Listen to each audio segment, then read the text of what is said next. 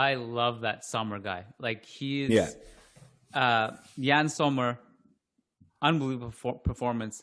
I came to know about this guy when Real Madrid played against Borussia Mönchengladbach in the Champions League earlier this year. Then I really got to see his personality, I feel, like when he saved those two Ramos penalties before the tournament started. And the way he was barking at Ramos and staring him down and then saved not one but two of his penalties. I was like, okay, this guy, interesting cat at the very least. But he's had an unbelievable tournament. And so part of the reason I actually think that, there's a lot of, you yourself included, and myself as well to an extent, but not maybe to the degree some others are, that Spain weren't really good in this game. No. I think that can be true, but it's also true that part of the reason that this wasn't easily dealt with is because of this Sommer octopus. Like, the shots were insane. Olmo and Moreno both had 6 shots off the bench. Moreno and Llorente off the bench got themselves into these crazy good goal-scoring positions and just couldn't capitalize. Usually in Llorente's case, he was just blocked. Moreno was missing bunnies, man. Like, if you look at the XG map in this game, I think it was Spain had an XG of 3, and the dots, like so many big dots right in the 6-yard box of Switzerland, in the 18-yard box, like, they had so many good chances to capitalize. Sommer, 10 saves in this tournament, in this game, which I believe is a record in European Championship history. Wow. Yeah.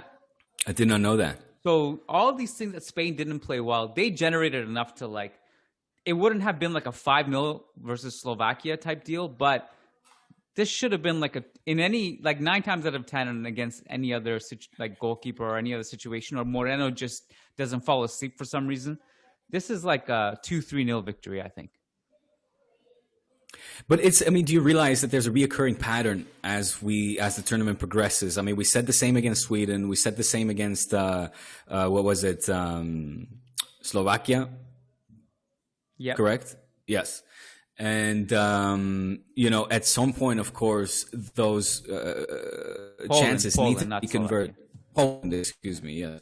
Those chances need to be converted, and they're in that sense. I'm happy that we are facing a team like Italy that is going to come out and play a style of football that I think will suit this team.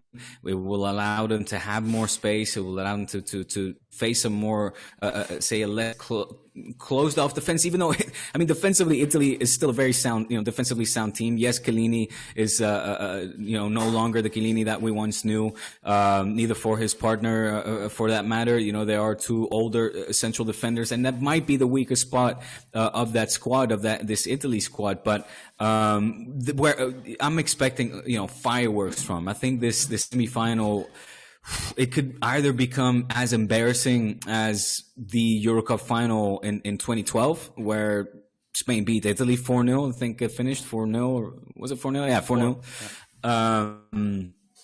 It could be something like along those lines, or it could potentially be a tighter affair if the likes of Moreno, Morata, Dani Olmo, whoever it might be that'll be up top with the front 3, getting those chances and starting to convert those chances and stop blaming the ball skimming past the right post or a goalkeeper like Sommer having the night of his life.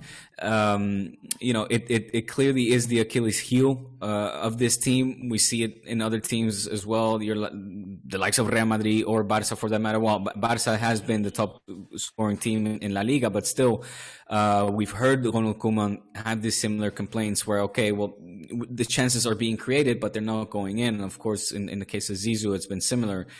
And at the end of the day, that's just not an excuse, right? At the end of the day, if it's going to leave you without silverware, the critics will pounce on you for that reason, despite the fact that the chances are being created. And at some point, Luis Enrique will have to also, I guess, acknowledge that without feeling necessarily threatened or harshly criticized for it, because I was disappointed with Spain's performance, and it wasn't just that the chances were not going in. I felt that It was not the Spain that we saw one match prior, that kind of raised our expectations and allowed us to believe into this momentum, this team building character, building some sort of team spirit, and building a fighting spirit. As much as we have to commend this team, of course, for holding on to the win and starting the penalty shootout with the miss of Busquets and still managing to come out the winners, that's not Spain's forte. That's not their strength, right? I was expecting actually Spain to lose that penalty. So they did come out triumphant, something to be commendable about, let's say, and to give credit to this team. However, and I'll finish my point here. This should have been dealt with easier. And I think Italy, looking at Spain and seeing the troubles that they've had in the group stages and against a team like Switzerland, they'll be coming out with their chest, sticking out their chest, feeling confident about themselves, because arrasaron. They completely, they rinsed their group stage with 3 victories, scoring a whole bunch of goals, not letting any goals in neither. And now, of course, beating the likes of Belgium as well in a very convincing manner. You have to say, this was a game that was marked on our calendars, Kian, and worthy of skipping a recording session of churros for. And I agree with you. But they took care of a team like Belgium somewhat comfortably, I would say. In Belgium, we know how talented they are. So I think this is the end of the road, Kian. I'm open to proving me wrong, but I think Spain doesn't have what it is to beat this Italy team. I think your sentiment is probably the most rational one, that this is the end of the road. I think with watching that Italy game, the only thing that would give me hope for this Spain team is that they look pretty vulnerable in transition defending Belgium. Like Lukaku and Kevin De Bruyne in transition flying. And De Bruyne, by the way, basically playing on a ripped Achilles tendon. Like, he's not even a healthier version of De Bruyne probably does a little bit more damage in that game. He almost certainly does. And maybe we're looking at something different here. And Belgium actually did come close to equalizing a couple times. So that gives me hope. Yes. But the thing is, with Italy, that's their transition defense. But when they're in a set block and Spain would have possession-based build-up against them, Italy are really tough to crack in that situation. So I just don't know. Something will budge here. I think Italy probably has enough defensive security and the way they rotate and led by Chiellini at the back. I think it's pretty efficient if they're defending a Spain passing sequence. But what I will say, and you mentioned the problems we've spoken about against Poland and Sweden and now Czech Republic. The scoring issues and we just need people to put the ball in the back of the net. And I was disappointed with Moreno. I really was. He's got to be better in those situations. Again, we let Switzerland, we dragged this to the penalties and by we, I'm not even Spanish, but you know what I'm doing. I am a Spain fan. No, you're one of us. Don't go there. Appreciate that, bro. You know that. You've passed that test. We dragged that to the penalty shootout just as much as Switzerland did. I mean, I really think we gave them opportunities. We kept them in the game. Sommer was brilliant, and don't get me wrong, but we should have taken a lot of those chances. You got him. I think what I will say about Spain is in some parts of my mind, and I know other people have made this comparison with Real Madrid, that they just don't have a goal scorer, a reliable one. Real Madrid have Benzema. And Spain don't have that one guy, but they can get contributions from different people. The difference between Spain and Real Madrid, though, is that Spain actually can create stuff that Real Madrid can't. And that's what I noted against Switzerland, is that if you watch Spain play, it's very dynamic, it's fluid. They know what they're supposed to do to get the ball to a goal-scoring position.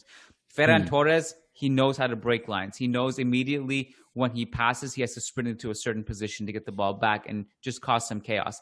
Pedri, the way he works synergistically with whoever is on the left wing, but also with Busquets and Koke in midfield, they know what triangles they're supposed to form. They know what passes they're supposed to hit. The fullbacks know their movements off the ball. Real Madrid don't have that. They really don't. There are rare games that they have that, but Spain can at least create those opportunities, so they can, through sheer volume, get the job done. Where Real Madrid just don't have that kind of volume in offensive curation. So that gives me hope. But that's credit to Luis Enrique. Unfortunately, yeah. Unfortunately, Luis Enrique is doing some good things, but unfortunately, I suppose what worries the most, and you can already kind of see it, Insigne and